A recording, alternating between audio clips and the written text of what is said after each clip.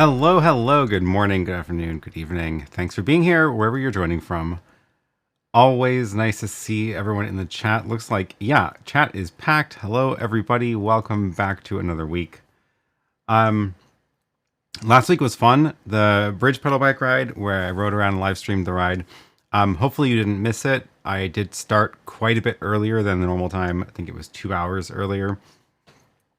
But we were still going at this time last week, so that was cool. Audio sync is off. What did I do? Really? We can fix it. I wonder if I was messing with because I did I switched things up for the stream last week with the remote feed. Let's see. What did I do? I still have the delay on the mic. That should be fine. And my other wireless mic has the same delay. I don't know. Also, why did everything go black? Did I just hit the wrong button? I must have just hit the wrong button. Let me know if anybody else has an audio sync problem. Bailey, good to have you here. Isn't it super early or late, depending on which direction you're counting from? Clear Life Media, good morning from somewhere in New Mexico, heading to Las Vegas to record a roast for Netflix with our team. That sounds like fun. Okay, everyone is also fine with the sync, so just refresh YouTube then, as long as it happens. Good, great. black screen. I think I just pushed the wrong button. I was trying to press super source and I must have just pressed something else. Anyway, yeah, the ride was fun. I have some, we can talk about the gear and what stuff I used for the show. It was a good test of a couple different cameras, and I used the Director Mini, Director 1, which is, I always forget where this button is. There it is. The Director 1 sitting back in the lab, and it did a good job. I was, however, disappointed with Starlink. Did not seem to add the resiliency I had hoped it would. I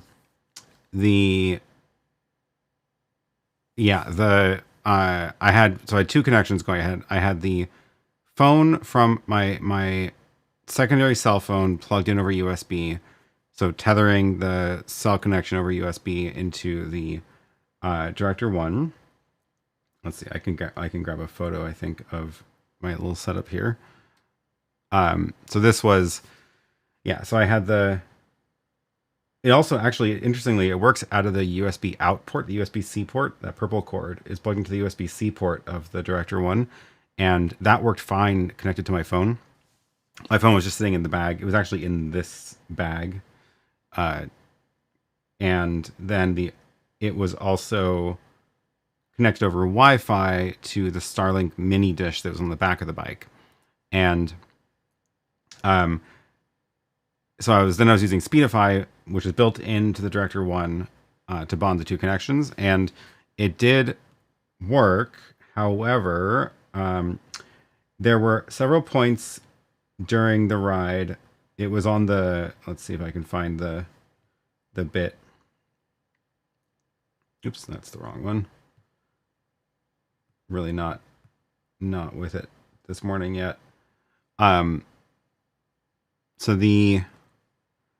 it was the bit on the highway, which is,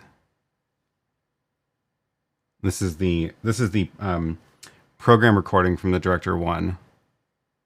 I can scrub through now. I did it one more time at the end. Anyway, there were a bunch of overpasses that I had to go under. And there it is. This stretch. So every time I would go under one of the underpasses, obviously the satellite connection would block the view of the sky. So satellite connection would drop out, and then people would see glitches on the stream. So for the second half of the stream, I ended up just turning off the Wi-Fi connection on the Director 1 and just used the cell phone the whole time, and it worked fine after that. Neil says, shouldn't Speedify compensate for Starlink inevitably disconnecting for a few seconds every couple of minutes? Yeah, but I think this is, again, the thing that it wasn't like it was totally disconnected. It was like extra latency. So I think that's the hard thing for it to compensate for. So it's like straight up failures are easy to compensate for. Partial failures are always harder. So it didn't do a very good job of that. So, yeah. Cool. If you do have a question, put it in the chat with the letter Q, and it'll pop into my little questions column. Oh yeah, now we're going through some good underpasses there. Oh yeah, other thing that was wrong with the stream, you can see in this recording. This is the local recording from the Director 1, so this is like basically as good quality recording as you're going to get from the gear that I had, although it is compressed recording because it was recording H.264. Anyway, the bottom left is the front camera, and you can see it's not 30 frames a second. It is definitely like 15 or 20 or something. It's struggling. That was the DJI Action 5 connected over USB, and for part of the ride it just disconnected entirely and dropped out, and I was not sure what was going on. I stopped off at one point and reconnected it, and got the video feedback, but it was still choppy. As far as I can tell, the only thing I can think of what was going on is that I probably just used the wrong cable. Like I must have used a cable that doesn't support USB 3 full speed.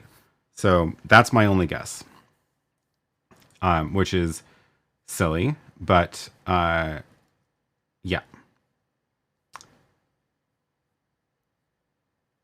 So I got to test that again. Okay, cool. Lots of good questions coming in. Let's get going.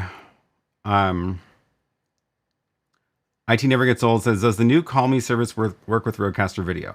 Yeah, so the Rode announced or launched an integration with the Call Me service, which is a way to either link up to RØDECasters, RØDECaster Pro 2 or Duo, or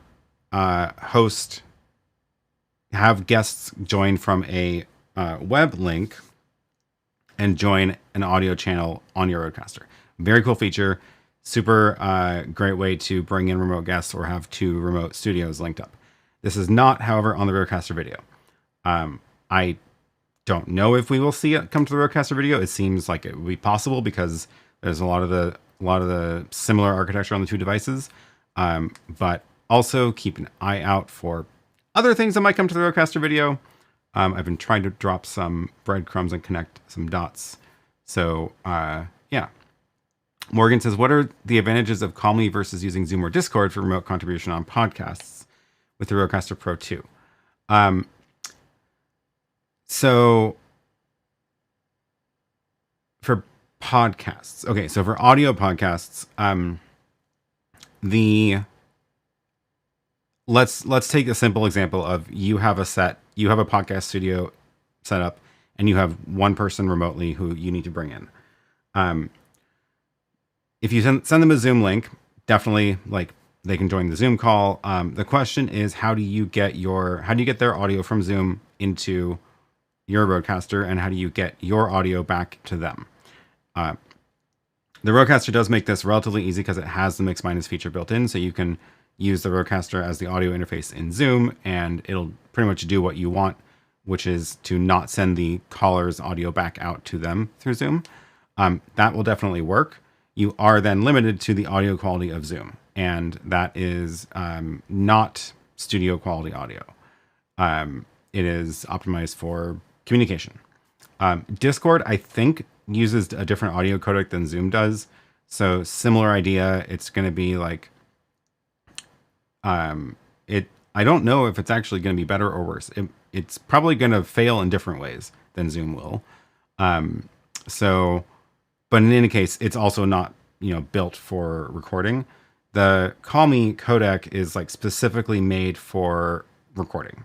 It's specifically for, it's not meant to have a phone call just casually. It's like, this is a studio codec, right? And the company behind Call Me has been doing this for, ages and like decades, and they create like telephone gateway interfaces that are used in studios and stuff. So I think you will get a better audio feed from Call Me.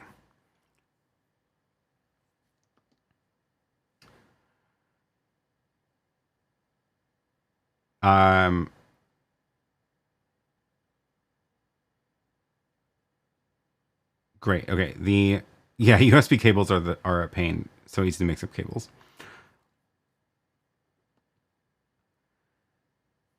Okay. Scrolling back in the chat a bit here. Notice the super chats on the screen. Would you ever be open to allowing users to customize the look more than just colors?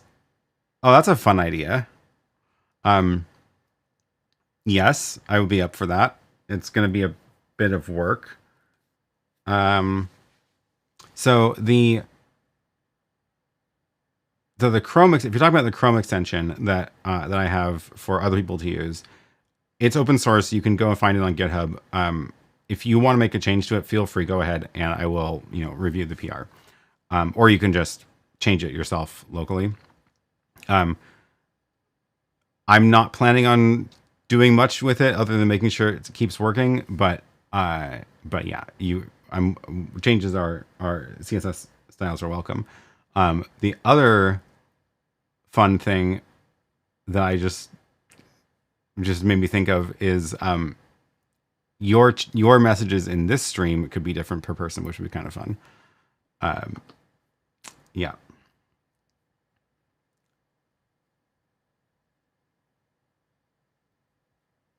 Adam says Sienna, who makes a bunch of NDI and vMix, have just released an open source multi-platform alternative to NDI called OMT. Open Media Transport. Works pretty well if you tried it out. Interesting. I have not even heard of that. I will have to test that out. That sounds really interesting. K9 says, what's the best way to get my cellular connected DJI drone video into my live stream, which is not on the same cell connection? Thinking VPN, client on the phone, RTMP to Mona server. Oh, I haven't even heard of Mona server on a LAN OBS. So, okay, so if you have a cell connected DJI drone, I guess the question is cell connect. Oh, so literally cell phone. So you can run a VPN client on the phone. Yeah, that would totally work. You can also, if you have the ability to set up port forwarding on your studio internet, you can do it without a VPN then, which is needed if you're streaming from a device that can't run a VPN, can't get on the VPN. Let me look up Mona's server. I'm guessing it's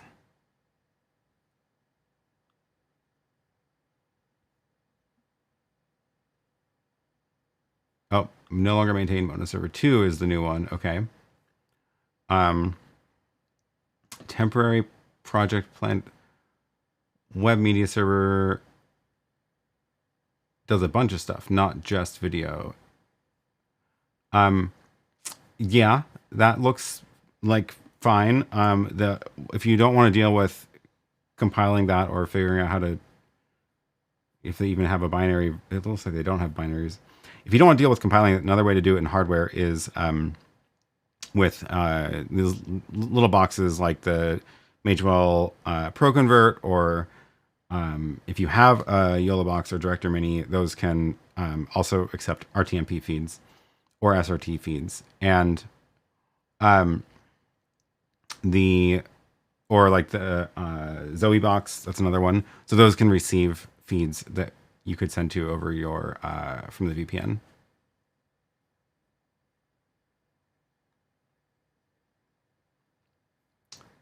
Marcus says, have I tried connecting an Elgato Camlink 4K or 4KX to Rodecaster video via USB port? I want to connect my MacBook, but the screen remains black.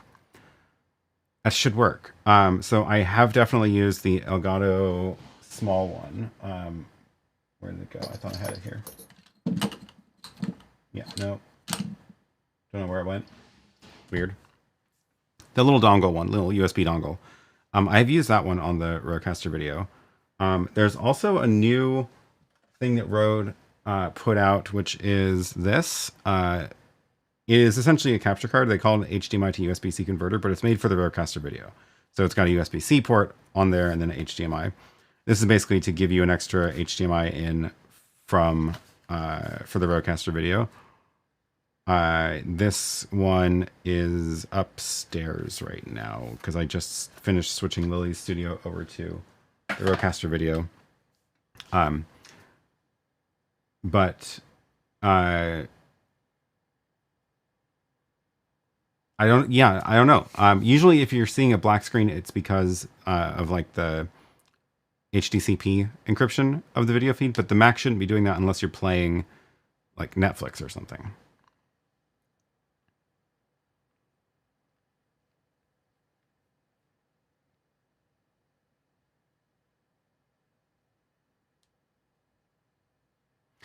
Regarding the super chats, I was thinking for aviation, you could have a plane fly in and the message drop below. Something to make it more relevant to your own specific live show. That does sound like fun. That is beyond the scope of small customizations that I would expect to be able to do in the browser extension. You're going to be looking at fancier graphic software for that.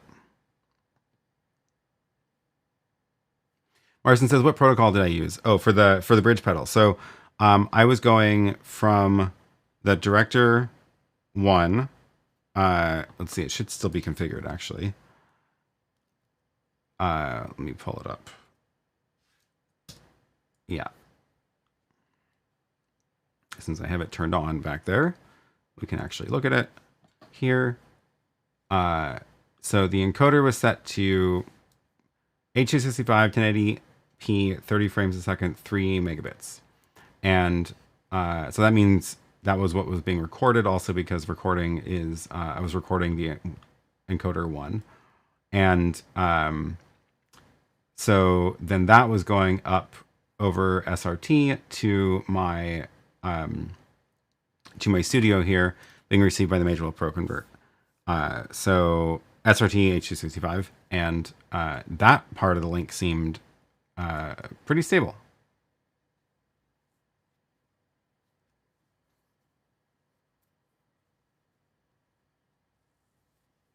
Michael says, did you use the P3 Mini? How did it perform? Okay, so I really bummed about this. The night before, I had set everything up on the bike, all the cameras, both encoders. I had the P3 Mini Wi-Fi to the Starlink, and I put a SIM card in it as well. And it was pushing, it was connected to my server, my Linode server, and everything was working fine. I had a link from it. I was pushing both video feeds down to the studio. I could see like both of them appear in the studio to the other Pro Convert, and it was working fine. And then on Sunday morning, when I got up to the bridge to start, I started I booted everything up, and it just wasn't connecting, and I could not figure out why. Like, it was like it didn't have internet, but the Starlink was connected and the SIM card looked like it was connected. And I just couldn't get it to connect to the server. Could not figure out why. There was very little information about, there's like very little diagnostics information you can pull up. So I just gave up on it, and I just didn't use it for that, unfortunately, which was really a big bummer, because I was really hoping to do a side-by-side comparison of it. So next time.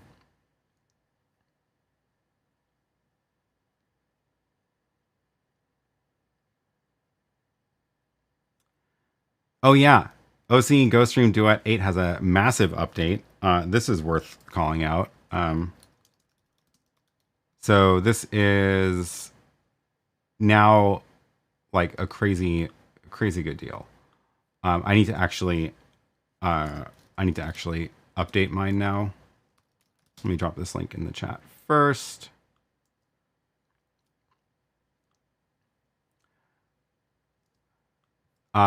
So they did an update. So this previously, so you know how there's the ports on the back, there are 4 HDMI ins and 4 SDI ins. But if you look at the top, you see 8 channels.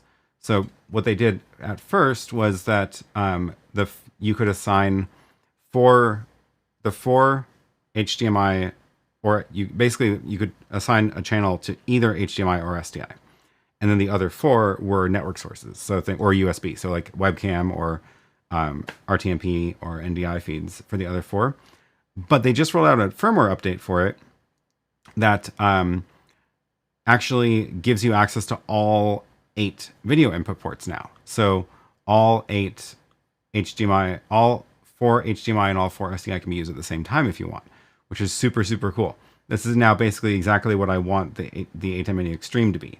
Right, of like, give me the flexibility of HDMI and SDI and a couple network feeds. So super cool. I haven't even updated mine yet. It just came out. But that is very exciting.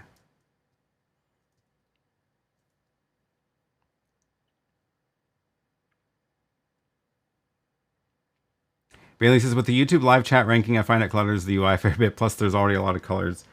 I agree. It's a lot. It's a lot. It looks like we got a lot of people already up with 75 XP.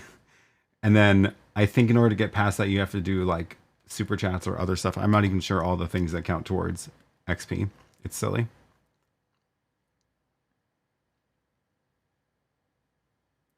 Michael says, I remember having some sort of issue with mine a while back when using only T-Mobile because it only assigns IPv6, but my home network, which is on CenturyLink, doesn't support IPv6. That's interesting. Although, oh yeah, I probably don't have an IPv6 record, DNS record for my server either, because I wasn't going from that. The KiloView server is up in the cloud somewhere, but I don't know if I have an IPv6 address for that. Interesting point.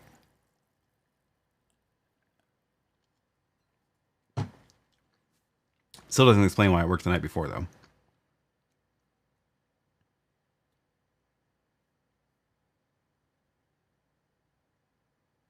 Have I ever used the Telegram bot in Companion? Nope. I don't really use Telegram.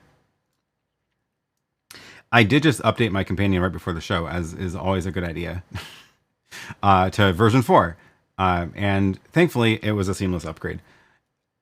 So I did export everything before I updated. And yeah, it's always a good idea to update right before the show. In Plain Sight gifted 5 memberships. Wow, thank you. Look at that. Now we've got 5 new channel members. Circuit Baker, Rich, Denise, Dylan, and Robert. Congrats, welcome new members. Now that you are a channel member, go check out the little members tab below, and you'll get a link to the Discord, the members Discord, and you can join that. Thanks, In Plain Sight. IT Never Gets Old says, what's the rationale for the gamification of YouTube chat? Good question. I don't know the answer. I assume they just are looking for more ways to keep people in YouTube. I know that, Twitch has a lot of that kind of stuff, and they're obviously a major competitor in the streaming space.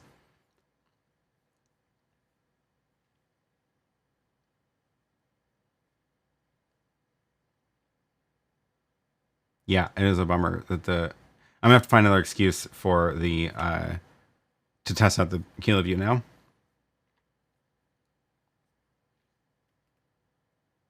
Do you and Lily use the same companion, or do you each have your own? Oh no, they're completely separate sets. So I actually I switched her over to the RØDECaster this last week, and I think actually it was last week. But then she surprised me with wanting to do a Saturday stream, and I just torn everything apart. And I was like, I think I can put it back together, but I had to run that because I didn't have time to do all the buttons for her. But no, she has her own companion with only a couple of things connected, Home Assistant's connected so that it can control the key light. One of the things I did have to do with the RØDECaster is so it actually simplified a lot, right? Because if you look at her studio, I have a video. I did a video of this before. I'll tore it all down for this exact reason. Where is it? Yeah. So let's see if I can find the little rack. Yeah.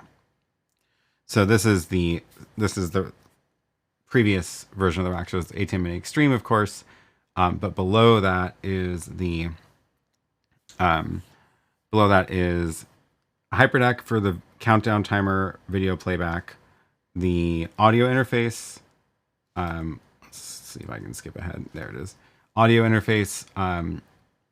And I'm not using the bird dog anymore. Those are the two, I guess, main things that get removed, no longer needed with the RØDECaster Video, because the RØDECaster Video can play video clips built in, and then it has the XLR jacks on it, so I don't need the audio interface anymore. So I can get rid of those two things.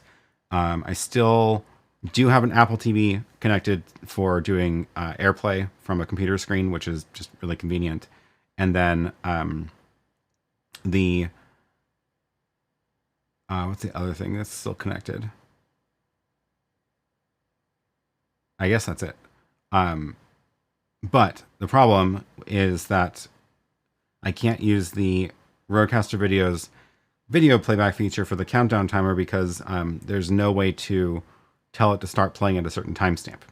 So you can only like start at the beginning. So it would only ever work if we started the timer at exactly the right time, which is not reasonable, because sometimes you need to add an extra 10 seconds to the timer, or you want to start on a day where you can't just automate it by the clock or whatever. So I just had to move the countdown timer into the web graphics like mine is. So my stream uses the countdown timer. It's part of the web page that does the chats and stuff. So I did that with hers as well. And it is working fine. But anyway, so yeah, so the three things connected to hers are the RØDECaster, the web graphics, and Home Assistant. And I still need to make, she's very upset about losing the pictures, the icons, because this is a lot harder to understand what they do.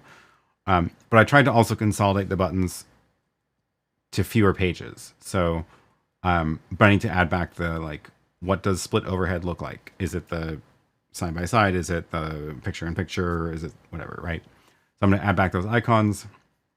But then so basically I gave her like main page for camera control, start the countdown, end the stream. This is actually the streaming button, and here's the donut ratings, and then her graphics here, and the mic. So most of the show she should be able to stay on this one page. There's also the sort of this is the countdown. Start the timer at whatever number of minutes you want left, and controlling the lights in the house, and the key light, the main light, which is on a smart outlet, and that's it. 2 screens. So hopefully that's a lot easier to manage, but I do need to add back the icons for her. But yeah, so her set is completely independent of everything down here, and it is. Yeah, it's its own Raspberry Pi running companion, and it's gonna stay that way. Do I have any videos about Home Assistant? I don't think I do yet. I really should, though. Oh, thanks, Bailey, for dropping in the link to that. Yeah, I can't rate a donut on this stream. Maybe another boat stream to test out the Kilo view for science, not an excuse to take a boat trip. That's not a bad idea, because yeah, it was fun. Gotta do it before the weather turns, though. Doesn't SRT perform worse when the network disconnects? RTMP uses TCP, so frames will be retransmitted. You would think so. However, that is not the case. And the reason is because TCP does do the retransmit bit itself, but it doesn't know. It doesn't know, like the TCP part of the protocol doesn't know anything about what the data is. So if a packet from 3 seconds ago is trying to get retransmitted, that's useless information at this point, right? We want to catch back up to live, and that's what SRT enables. So SRT, because it uses UDP, so there's no retransmit built into the transport protocol, but SRT itself has the retransmit logic in it. So, and it can be aware of the priority of the packets in a way that's more aware of the video content compared to RTMP. So it actually handles disconnects way better, and it can recover from failures way better than RTMP can. I actually have a video that goes way deeper into that if you are curious. Let me find that. Here it is.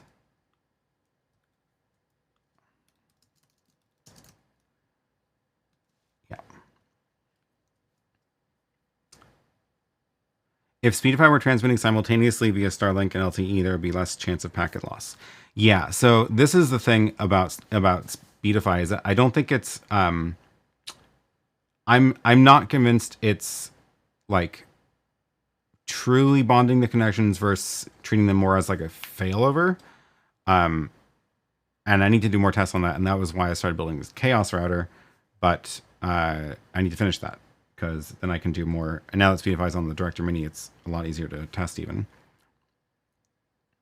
How does the mic button show volume levels? That's a new feature in the Rodecaster companion integration, and I guess in companion itself.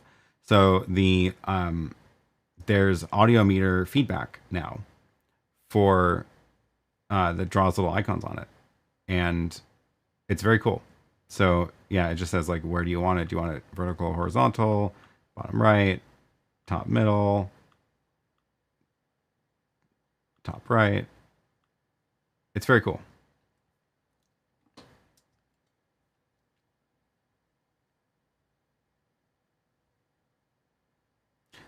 Clear Life Media says, we're actually live streaming an MMA fight on the 30th, only on Twitch. The promotion is using a gamer Switch that has 2 million subscribers. Wow. Yeah, that's a lot.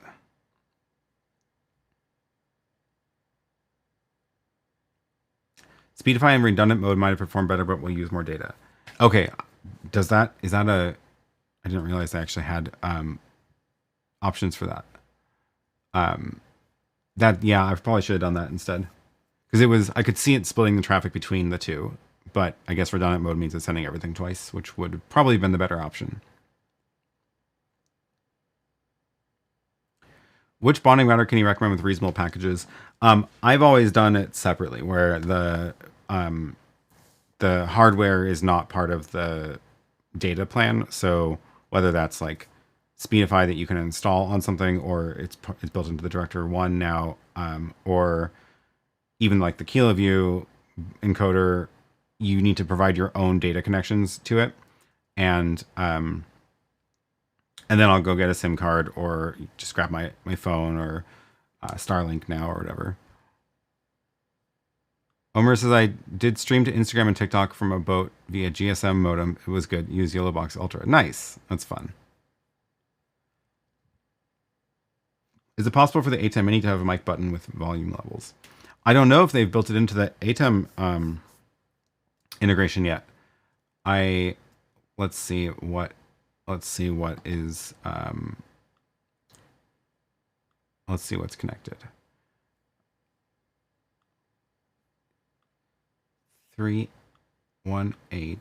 So there now, the other thing you can do in the new companion is install different versions of the modules, which is cool. So I haven't actually checked whether there's any feedback available for audio in the new version. Looks like no. So it would need to be built into the companion module in order for that to work.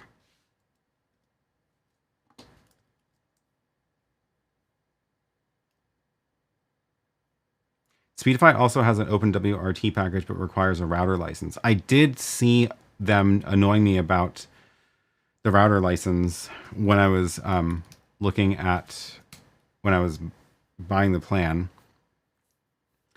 Let's see. Let me log back in.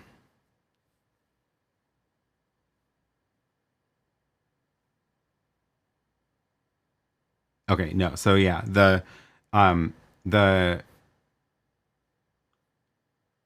Director 1 shows up as an Android device, not a router, which is nice. So you don't need a router license. At one point somewhere in here, it was like, you need a router license. And I was like, no, I don't. This is an Android device. But that is cool. That is very cool.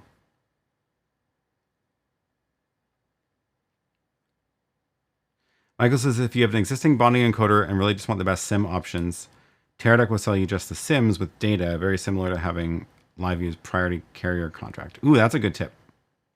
That's a good tip. Thanks. The mic levels are great. We use ours for the X32. It's a good reference. Ooh, I don't know if I have. Didn't even think about that. I should do that to mine. Let's see, because I have the X32. Let's see what we can do. Do we have?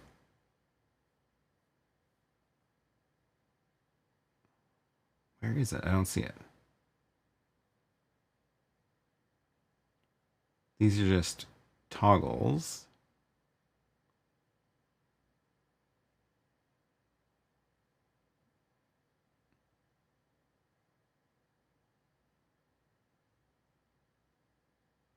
Huh, I don't see it.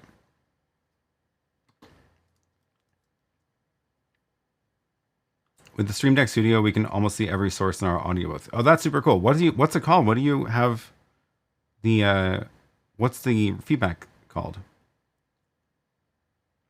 Speaking of the ATEM and audio level meters, you know if it's available via the API, so you can create a web-based audio meter. It's definitely available somewhere in the API because ATEM did it in Mix Effect. So if you look at Mix Effect, it brings in audio levels. I do think that it, if I remember correctly, you have to turn it on. You have to specifically request the feedback from the connection before it'll stream it because it's a lot of data to come in. So it's like if you look at the software control, it's actually doing it here as well. Like right now, there is no audio data being sent to the software, but if I go here, it then requests the audio streams for this stuff to show up. So that's the same thing that happens over the API. Definitely possible. It's the same code as TF3 had to build ourselves. Oh, geez. Okay. Well, cool. CSD Global says, hey, Aaron just joined. Sorry I'm late. The bike trip video was simply brilliant and worked very well. Even at speed on the bike, the whole quality was great. I'm glad you enjoyed it. It was a lot of fun.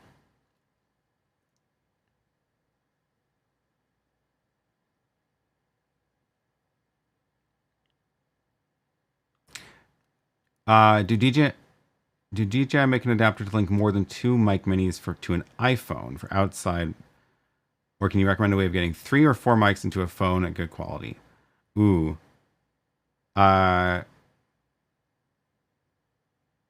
Would it work with a USB hub? It might, actually. I don't know if I think the phone. I don't know. The phone would have the phone software would have to support multiple mics. I don't know if that's possible. Yeah, I can't think of how that would work.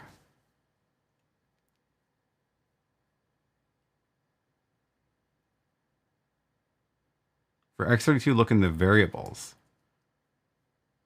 That's a good point. Let's see what the X32 says in variables. Oh, I think it doesn't update fast enough, though, to do audio meter, if I remember correctly. Wow, there's too many of them. Faders.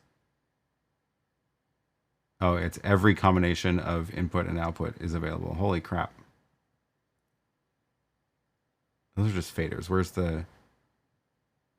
Huh, yeah. Anyway, well, if you had to write it yourself, you should submit it as a feature for the software. Let's do a vibe coding session with Claude and test it. Yeah.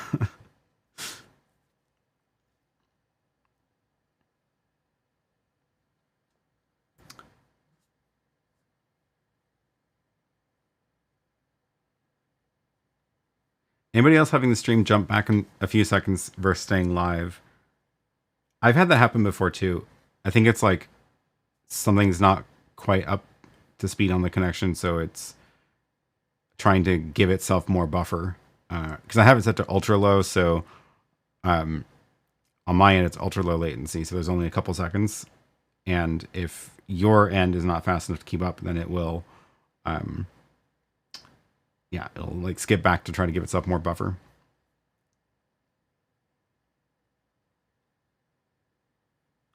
Curtis Judd commented on his live stream. He refused to make a comment while watching your bike because he didn't want to cause an accident because you were moving. I didn't know he was watching it.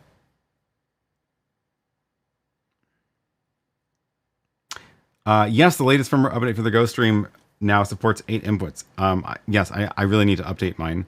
I have not installed that yet, but let's see. I should be able to go and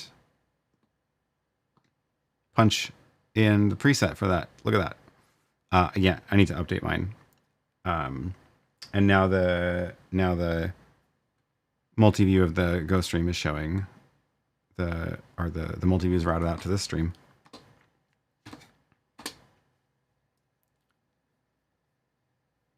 Jump stopped happening after I bumped down to 720. That makes sense. So it's just a bandwidth issue. I only see the stream jump back before an ad.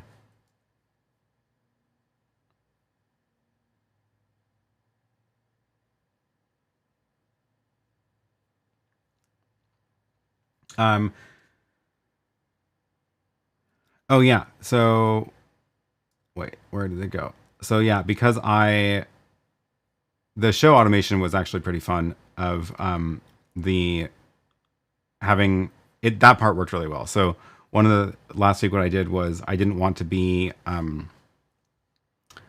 fiddling with like the countdown timer and showing the map and like timing all that stuff out. So I had it all scheduled, and that part worked great. So I was able to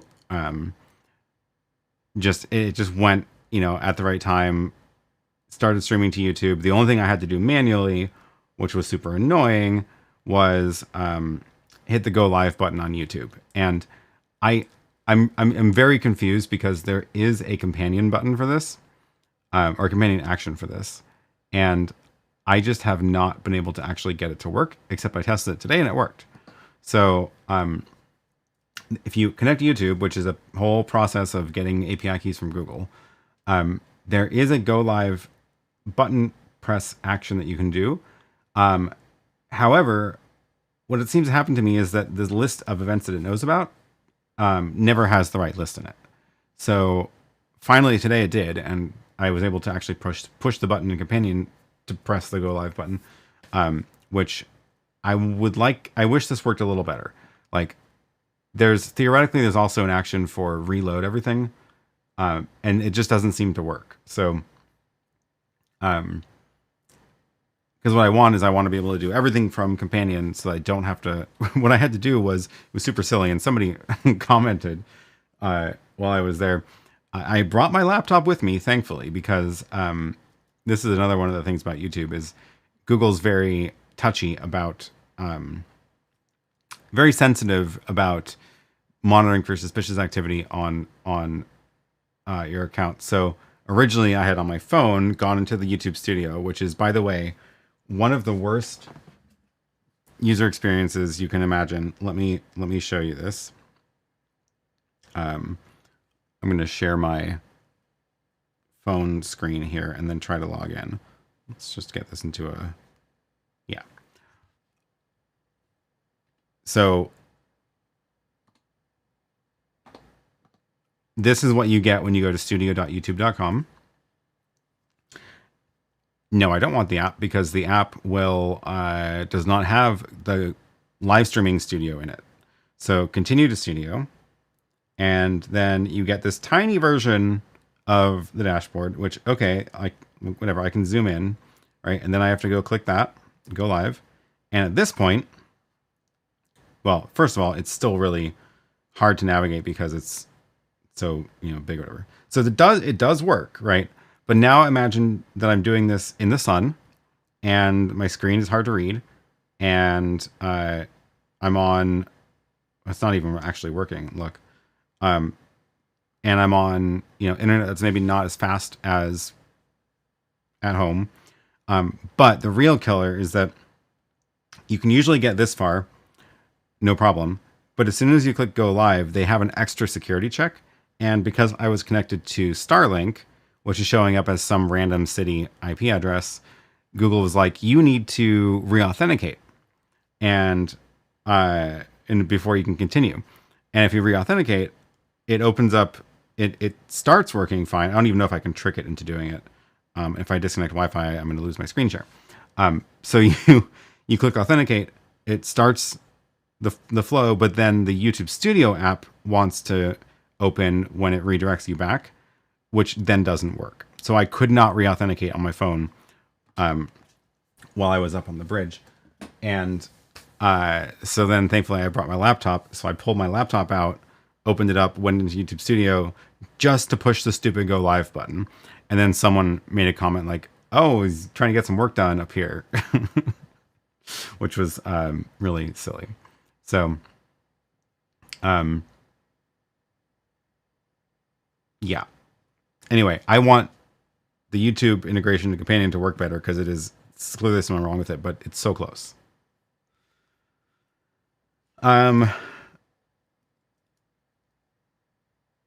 Question from Tommy. I set up my Companion Stream Deck with a new, for me, Mac Mini M1 and had it working yesterday, but today I can't see the ATEM Mini Pro. Any ideas why? Is your ATEM set to a static IP address on your network? That would probably be the first thing I would check. It's always a good idea to give your gear static IP addresses on your network because if you are in, if you're in Companion and you go look at the connection, there's target IP, right? But if you reboot your ATEM and it comes back on and it gets a different IP address, Companion doesn't know about it. So you can either assign a static IP on the device itself or in your router. You can, depending on the router, you can go and give it an address there, which is how I like to do it usually.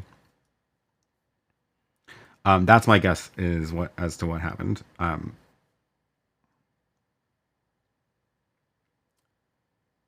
Aaron says, is it possible to connect an XLR line level input from a console into OC GoStream Duet 8 switcher? I've never actually tried that, but I think so. Let's see. I think, let me go look really quick on, you know what I can do? Theoretically, this will work.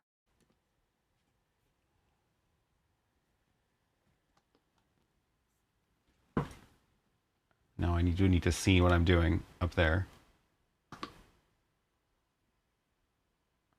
I want that on the TV. I gave myself another stream deck up here today. So what I can do is go here. That's that one. That's what I want. And I'm going to look at the menu.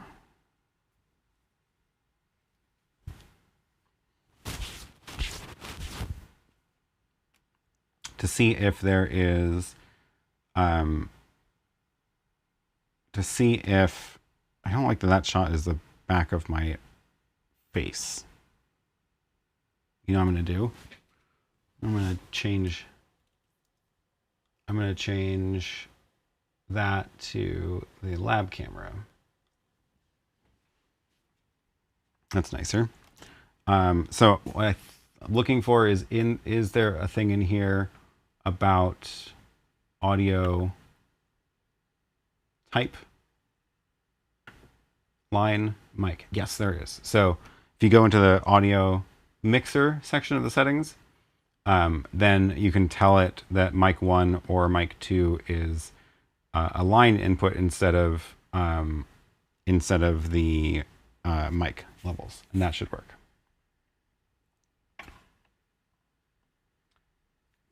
I did also notice that I don't know when this changed, but apparently in some version of the GoStream software, the preview and the little thumbnails are a low frame rate now, but the program at least is smooth.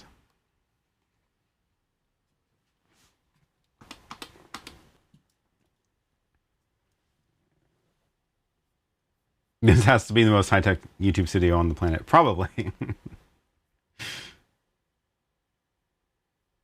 Static and the network sees it, but not Companion. What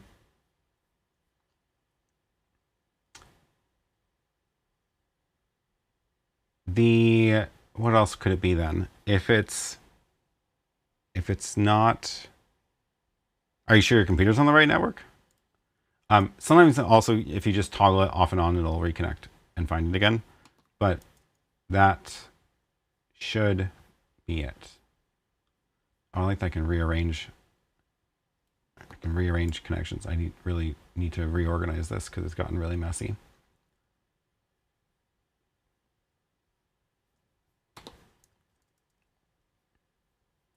Jesse says, good morning from Redlands, California. I used to go down there a lot.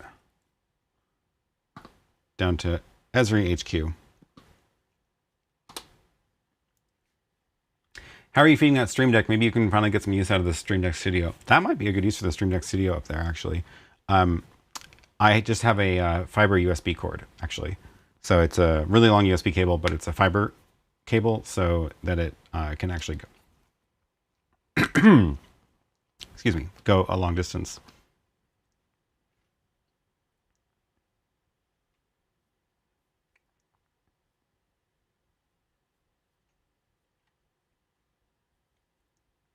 Jesse says, what's been the most reliable way for you to control power outlets from Companion?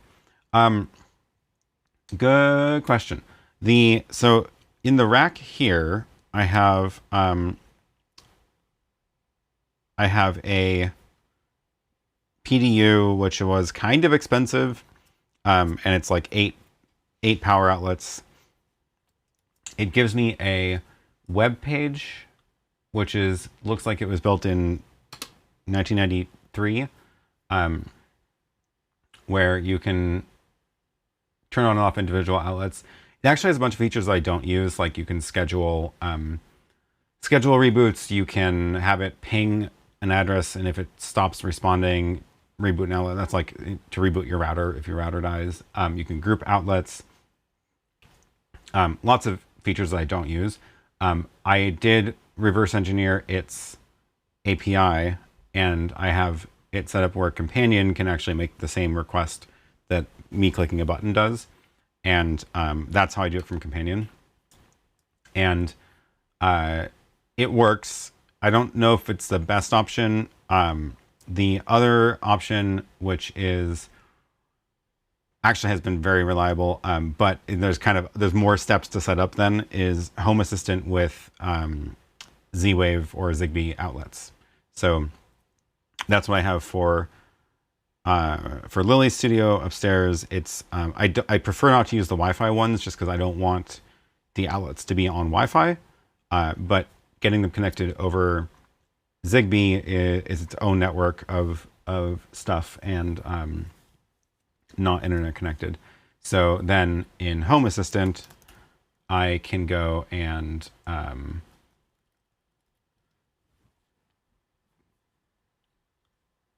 don't know if I have any of them.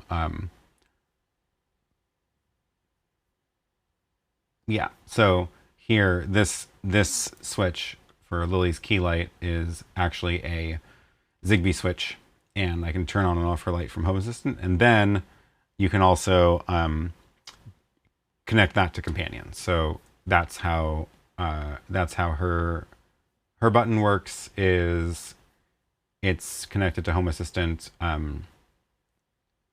So her Companion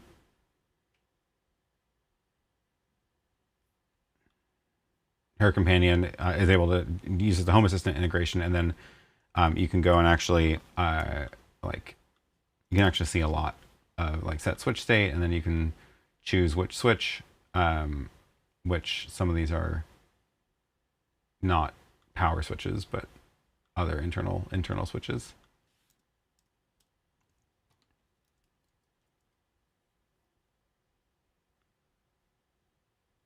I actually have a Hue hub paired with Companion for switching sockets and lights.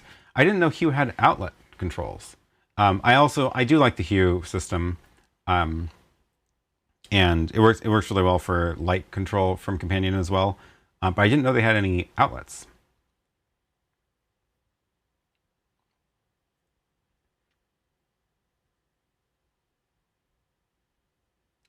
Bailey says, have you had any time to mess with the 2110 gear? I recall you saying you got your hands on some. Yes. So I still have had medium levels of success. I need to deal with the problem I'm having right now is it seems to want to broadcast the multicast traffic over everything, through every switch, even if there's not a device pulling the feed on the end of one of those switches. So it completely overwhelms all of my switches that have only 1 gig links between them. And there's a setting that's supposed to solve that, which does not seem to have worked yet. So I still need to figure that out. But for what I was able to do is, at least on my 110 gig switch, if I block the VLAN traffic outside that switch, then everything works fine on that switch. So for what I really want to do is, what I really want to be able to do is just use my regular house network for this, because I'm going to have a 10 gig link. It's almost there now, actually. Going to have a 10 gig link all the way from here up into Lily's office. I was actually just yesterday doing some of the last wiring for that network closet.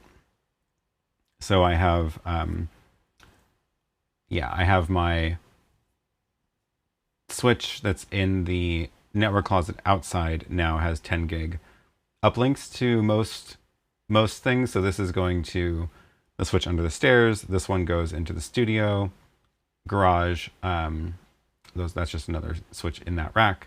And then this one is not a 10 gig switch, but it has 4 10 gig uplinks. So I can at least link it up with once we can actually put gear in her office, I can put a 10 gig switch in her office and use one of these other SFP ports for that, which should give me a 10 gig link all the way through.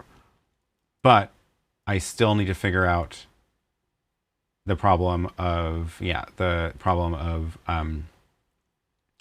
dealing with the 2110 traffic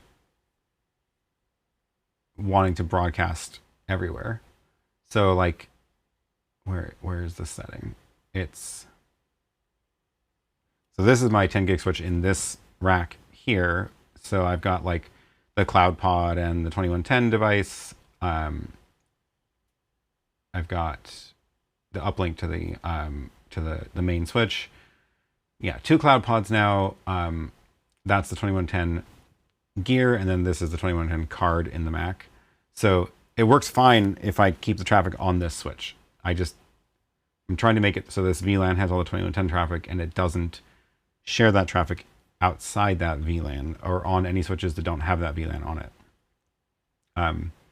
Maybe that's the way to do it, is to,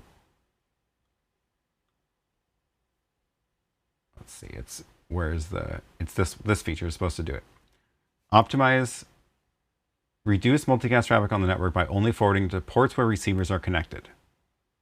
That's supposed to do it, but it's not working. I guess actually I have an update to install for this, so maybe I can install that update and try again. Both native Hue outlets, but you can also pair third-party Zigbee with higher amp rates. Oh, cool. I didn't know that was possible. That's great. That's a good option then. That's a reasonably good way to get started.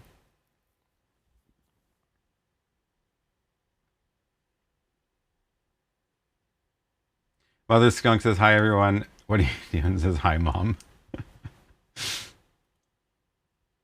IT never gets old. What's the latest on the house electricity saga? Any move in prediction? So we do have an update. 2 weeks ago, they finally came and installed the solar panels. Those are sitting on the house now, and they're all wired up. However, it's not actually connected to anything yet because they don't have meters. And now I'm trying to deal with the power company and get the power company to come out and actually put meters on the house. And they have just been ghosting me.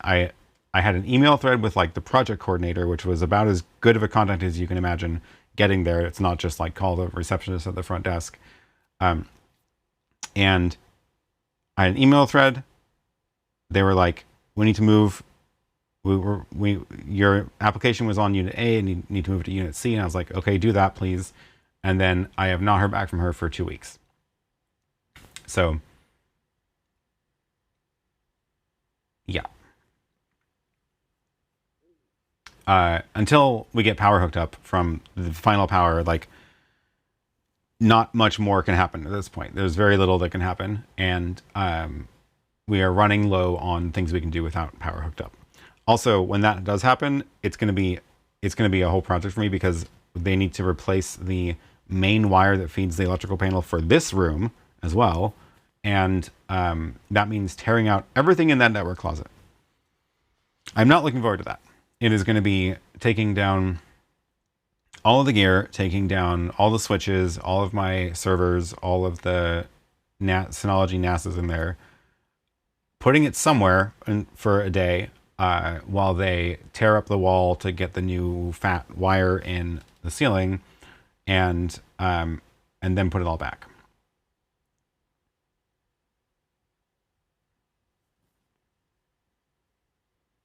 Does the fiber optic USB cable provide power for the Stream Deck? Didn't think fiber could carry power. That is a very interesting point. Obviously, it can't. But yes, it is powering the Stream Deck. So they must have run another cable for power in there, and just have the data part going over fiber. That's an interesting point that I had not even considered when I plugged it in. Giovanni says, I think a routing switch layer 3 would help you. I think the Pro types of your switch brand are layer 3 switches. That is an interesting point. I do have some of those that are Pro models, and the problem is that I can't. Yeah, that's an interesting point. What I should do is try to see where the 10 gig traffic is leaking, I guess. And if it's leaking through a switch that's not a Pro switch, then that would suggest that that is in fact the problem. That's a good point. I'll look at that. I'll look into that. Link to the fiber USB cable. Good question. I got it a long time ago. Let's see if I can find it.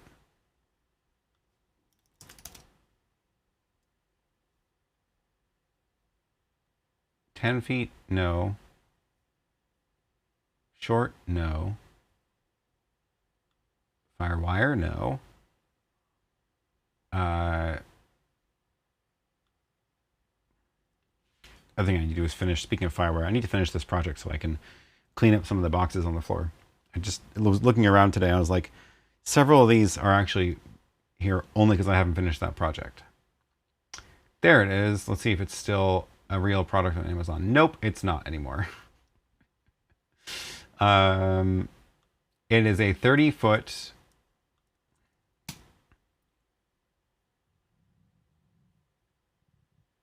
It's one of those like brands that isn't a brand. Well, I'll give you the link, but it's probably not going to be very helpful. It's one of those Amazon brands. It's not a brand. It's just a bunch of random letters in all caps. And but it works fine. So here is the link.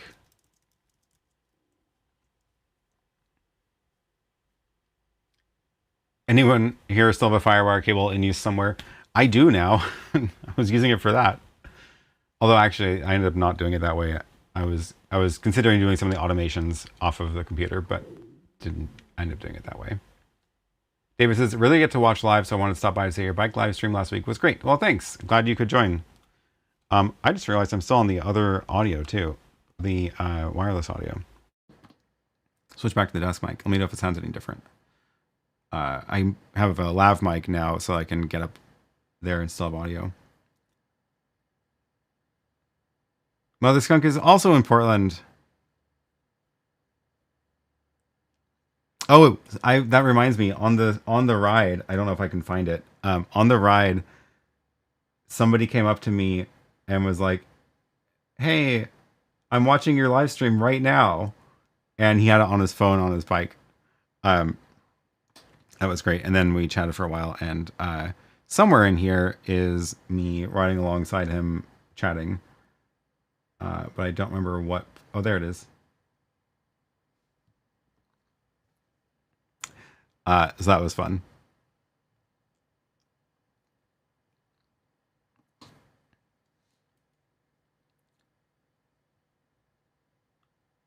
Couple of FireWire people. That's great.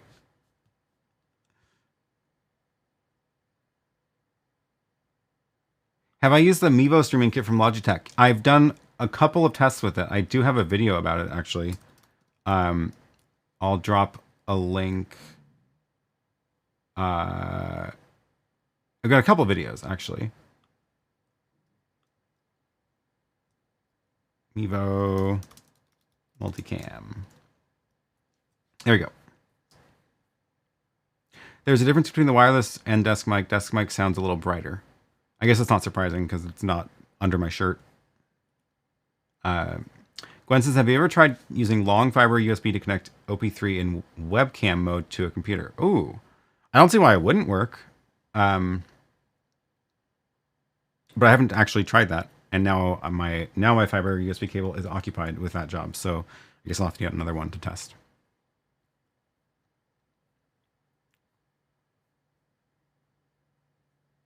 Cool.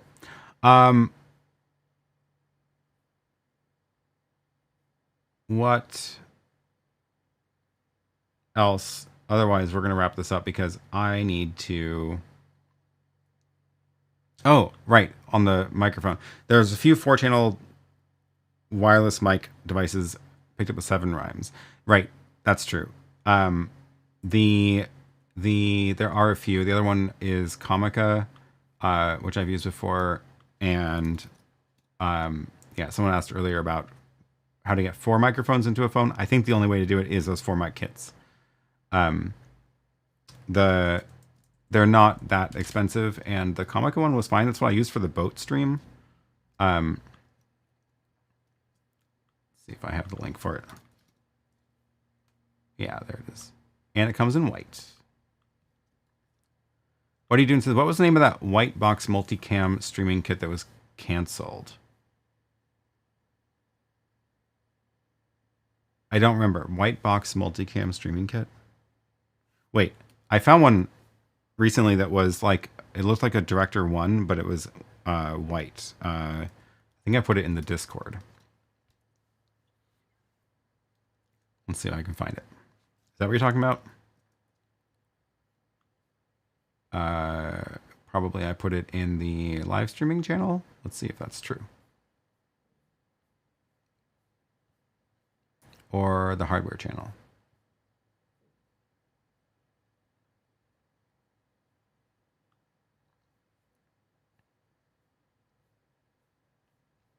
Maybe it was so long that I'm never going to find it again.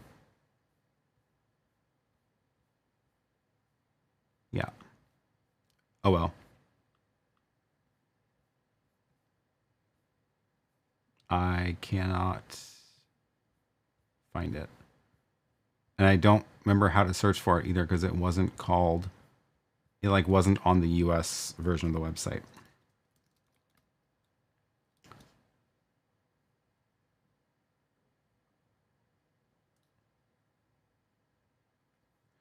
It had one HDMI input and wireless cameras that paired to it sold separate. Oh, Sling Studio.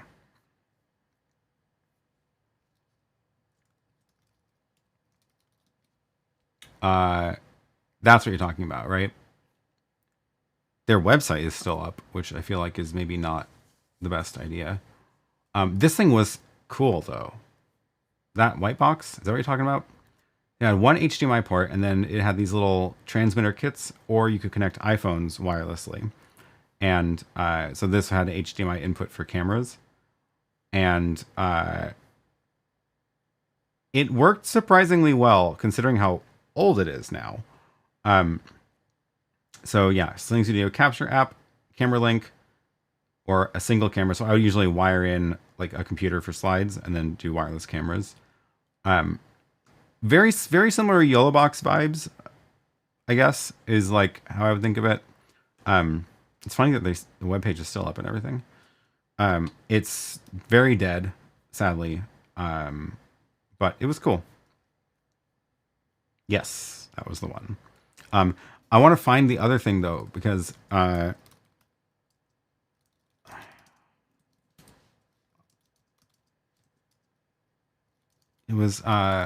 was really interesting. Really interesting box, and it looked like it was running the Director 1 software. So I'm assuming it's like a Magewell sells it only in Asia or something. I'm never going to be able to find it again. I'm just finding all my own videos when I search Google. That's super helpful.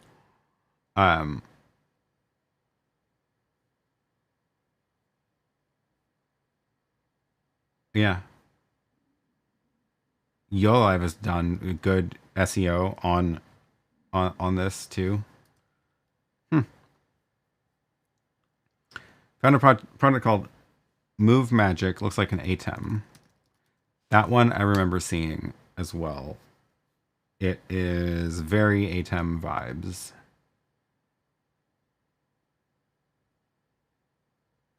Yeah, no idea what the deal is with that. Now it's gonna bug me all day. What is that? What was that? What was that? Very interesting looking box.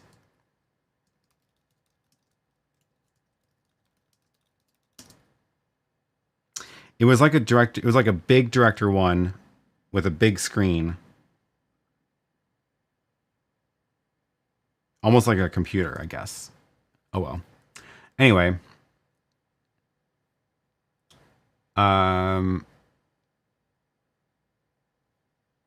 yeah, we should wrap this up. I need to go work on the house. I need to. Speaking of, I got the. What did I do? I got the. Yesterday, made a lot of progress. Can find a photo. Yesterday I did this. I got the network rack for the other units up and running. So this is unit A is on the top, unit B is in the middle, and then all the cameras for outside. And you can see the SDI and fiber are there in that third row. And then I've got the 3 switches, and the fiber is going to come into the switch on the bottom. So I did that yesterday, did all the wiring, all the cable terminations for that. And then I also did in the closet for me, did this.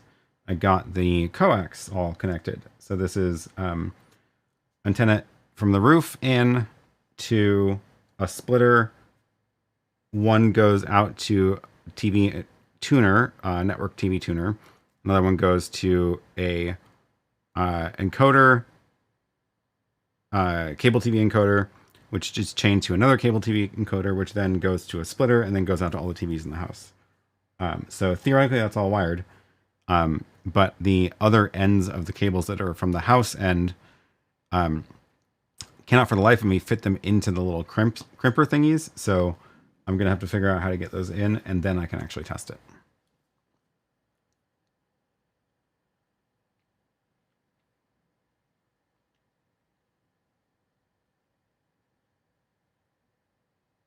Any experience with the June box or Sprolink new video switcher ME5 compared to Yolo's Extreme, which you think is best for someone doing news or whether streaming needing a quick video player too? Needing a video player does introduce new challenges. June box is not a name I recognize.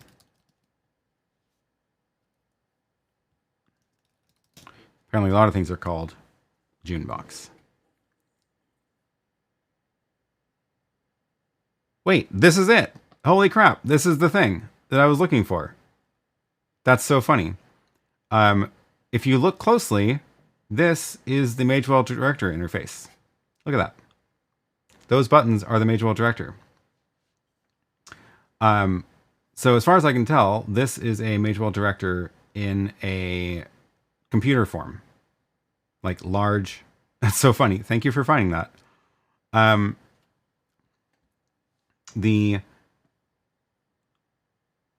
Yeah, it's got like, that's exactly the same as the director, Magewell director. So I don't know why it's called Junebox. I don't know the deal of who is licensing from who. But yeah, this is the director one. So I would assume 15-inch screen, so a nice big size. I would assume that this would work exactly the same as the Magewell director one. That's so funny. Sprolink ME5. Let me see what that is. What is that one?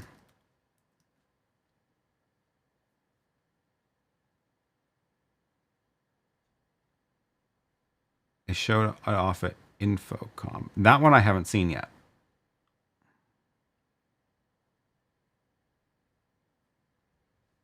So this is like, okay, a bunch of, and then, so this I assume is going to work the same as the other Spro links.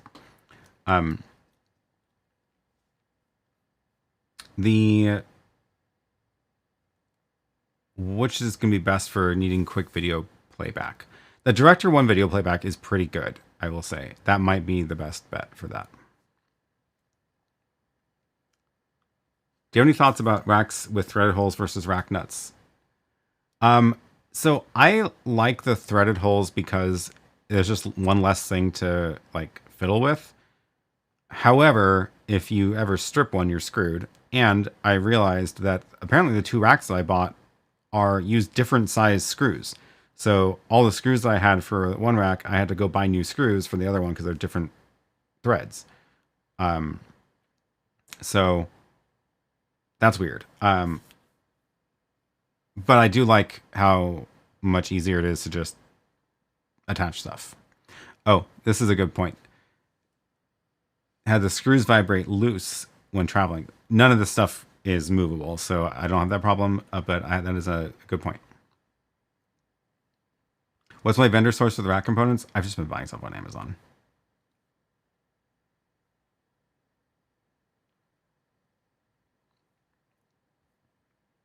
Somebody asked a question earlier that I meant to answer. Where did it go? Sharif, we'll wrap up with this, and this will be the last question for the day. Which switcher do you prefer, and what would you use yourself, the ATEM Extreme or the RØDECaster, and what are the main reasons for your choice? At this point, probably the RØDECaster, if it was between the RØDECaster or the ATEM Extreme.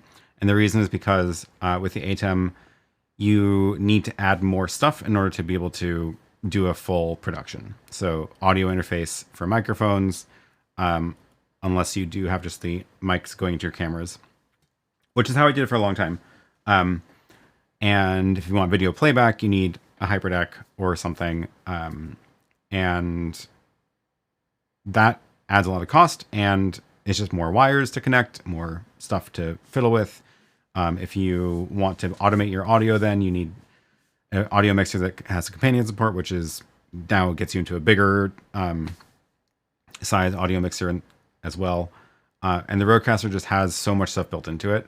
Obviously, it's slightly limited compared to the number of inputs on the Extreme, but because it's 4 HDMIs and then 2 webcam inputs, so you can convert those to HDMI if you want. But even though it's limited by the number of inputs, it often doesn't actually limit you because you don't need to take up one of the inputs for video playback, because video playback shows up in a different part of the RØDECaster. So I think the RØDECaster is probably going to get you off to success faster than an ATEM Extreme at this point.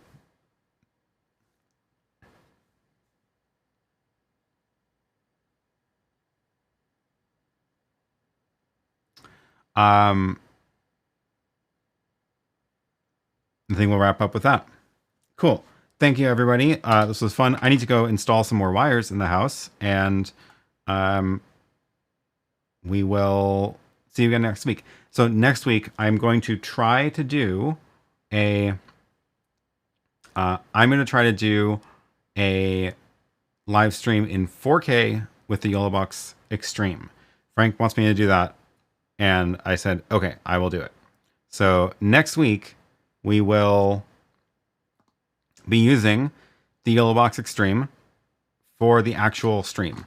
And that is, I'm going to have to take it down from the shelf up there probably and bring it down here. And I'm going to run the stream in 4K. So I'm going to have to run my cameras are 1080 out over SDI, which is how they're all run right now, but they do have 4K HDMI out. So I will be grabbing a 4K feed from at least a couple cameras and run those into the YoloBox, and we will see how it does. So, yeah, stay tuned for next week, because it might go well or I might break everything. We'll see. We will see. With that, we'll leave that here. Thanks to the extreme supporters, Tom, Larry, Andre, Kevin, and Marcin, and thanks to all the other channel members for your support. If you are a channel member, or if you're one of the new channel members, thanks to In Plain Sight's 5 gifted memberships, make sure you are in the Discord. Go find the link below to the members only Discord and join there. Connect your YouTube account, and then we get we can chat throughout the week and keep in touch that way. It'll be fun. I will catch you all again next week. Hopefully 4K sparkly jacket time. Should I give? Yeah, I should actually. That'll be a good test of the 4K details of the cameras. That's a good idea. Maybe Frank can call in if he has the time. It's very, very late for him, I believe, when this is going, so probably not. Yeah. It's we will see you all again next week. Same time, same place. And yeah, talk to you then.